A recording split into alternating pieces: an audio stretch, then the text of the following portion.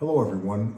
Former Alderman Balzer, or PFC Balzer, United States Marine Corps Vietnam veteran. I'm here with retired police commander Gene Roy, a good friend of mine, very knowledgeable with police issues. And what we're here to talk about is today is what happened in New Orleans, what mistakes were made, what can be done better, and to remember I believe it's 14 people killed and 30 people that were injured. So we want to remember them also. We have to remember them and two police officers that were shot in New Orleans. Gene, what's your perspective on all of this now? Taking a look at what happened there that night, Jim, it was an abject failure of planning and operations on the part of the New Orleans Police Department. I can't place all the blame on the police department. Something we need to talk about is whether or not there were things that the city or other government bodies could have done to assist the police department to harden the target, as we say. And that will come out eventually. But it was just right off the top, in the consensus for every law enforcement executive I've talked to is just a total failure. It was a total failure. And I think one of the important issues that struck out to me was that how this guy went around that police car. There's an issue there. We've heard that there were bollards, but that the bollards were inoperational. There were problems. They hope to have them done before the Sugar Bowl, before the Super Bowl, but they weren't done, and they failed to take steps to supplement those bollards that were inoperational.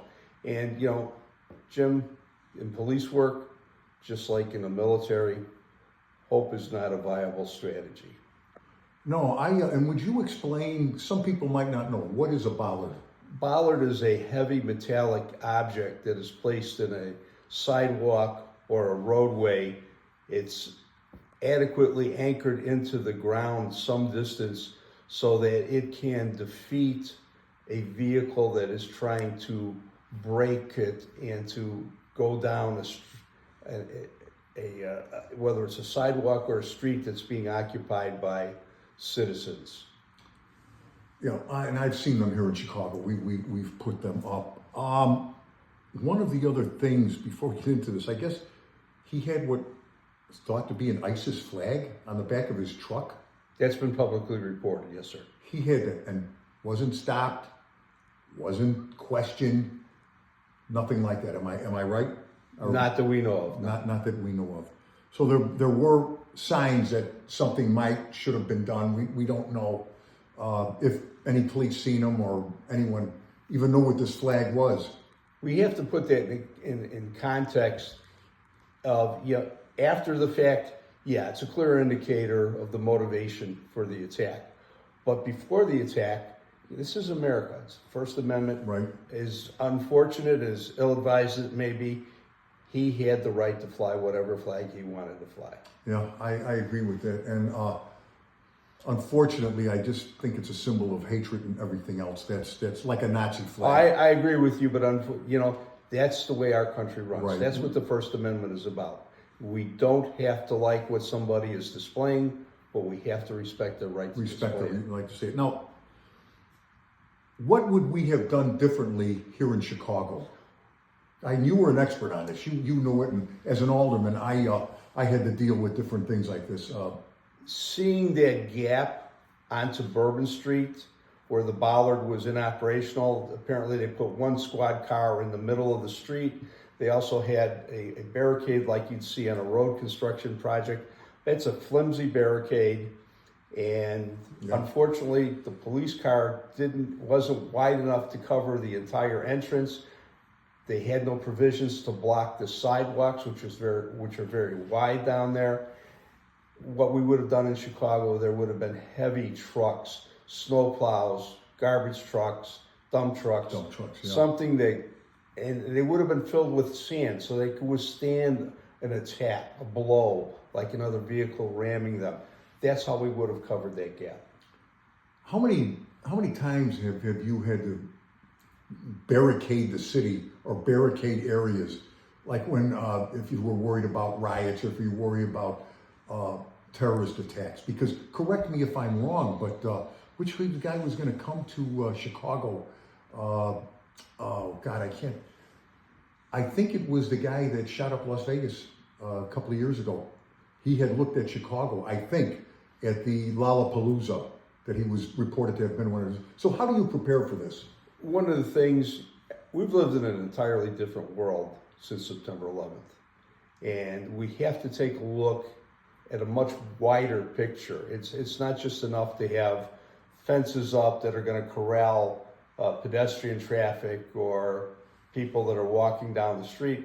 We have to take a look at these other things. And a vehicle is not just a vehicle. A vehicle can be used as, it can be the weapon, as it was in this case. It can be the combination. It can be the weapon, again, as we saw in this case. It also is used, it could carry bombs, it could carry ammunition, it could be detonated at a place. So there's multiple ways in which a vehicle is just as dangerous, in some cases more dangerous than a gun. So you have to take that into account. You have to do what you can do, take the best possible steps there are to mitigate that threat. We are never going to defend everybody from every possible risk and harm that's out there, but we have to make a good faith effort to take reasonable steps to protect the public. And it's funny that you brought up a vehicle, and what just flashed through my mind as a Marine, and people don't know this, the Marine barracks in Beirut, the bombing. The Marines had to pull them. They were told to put all their men into one building, and they had sentries out there who didn't have their weapons weren't loaded, and they didn't have barricades up. And the one guy shot, and he didn't get the bomber, but he seen the guy smiling at him as he just drove through and blew up the barracks. And there you have the vehicles, which these terrorists are now using more and more. It becomes a tactic. It's really sad. And like you said about the police, no one's blaming them. They're following orders. Right. You know, whoever was the person in charge, those are the people you have to hold accountable. Oh, exactly. You got to hold people accountable. And as you said, we were talking later, they said they were getting ready for the Super Bowl. What about the Sugar Bowl? What about all these people that were going to be out there? And these are targets of opportunity for these terrorists. And they attract terrorists. Yeah. You know, New Orleans is a seaport. It's on the coast. It's a seaport town. There's a lot of international traffic in and out. It's very vulnerable to attack. Yeah. You know, you've got the major attractions. You've got the events. You've got a different atmosphere, a party atmosphere, which is very hard to effectively police without destroying the image of the city and, you know, adversely affecting the financial engine that funds a lot of things. Oh, there's a lot of things that come into play with this. I want to thank you for coming and talking about this. And like I said, no one's blaming the police. If you blame someone, you blame the people that are in charge. Oh, this is, you know, as you and I, there's often conflicting interests when you go to plan for these things. You know, as the police, you want it 100%. You have other people that they don't want the traffic into the neighborhood or the area impeded. Right. They don't want stores closed. They don't, you know. So, but at the end of the day, somebody has to make that call and say, I want my city to be safe. I want my residents. I want everybody who's here to be safe. I'm going to take every reasonable precaution there is. And if people don't like it, you know, it's the price of leadership, Jim. I always said one of the things that I tried to be as a leader here in Chicago was go out and look for yourself. That's something the Mayor Daley had taught me. Look and see if everything is secure. See if you could find that gap and tell me, hey, I want this straightened out. That's what needs to be done. Exactly. Gene, thank you. And as I said, we remember it's estimated 14 killed, 30 wounded, injured. We want to remember them and remember all our police, fire, paramedics, and especially our military and personnel. Yeah, on a closing note, Jim, let's applaud those two officers Right. who engaged this killer, this madman, engaged him, put their lives on the line Right. to engage him, and they were able to neutralize the threat. And we wish them a speedy recovery and much respect to them. All right, everyone. Thank you. We'll be having posting another video. Thank you very much. God bless America. Semper Fi.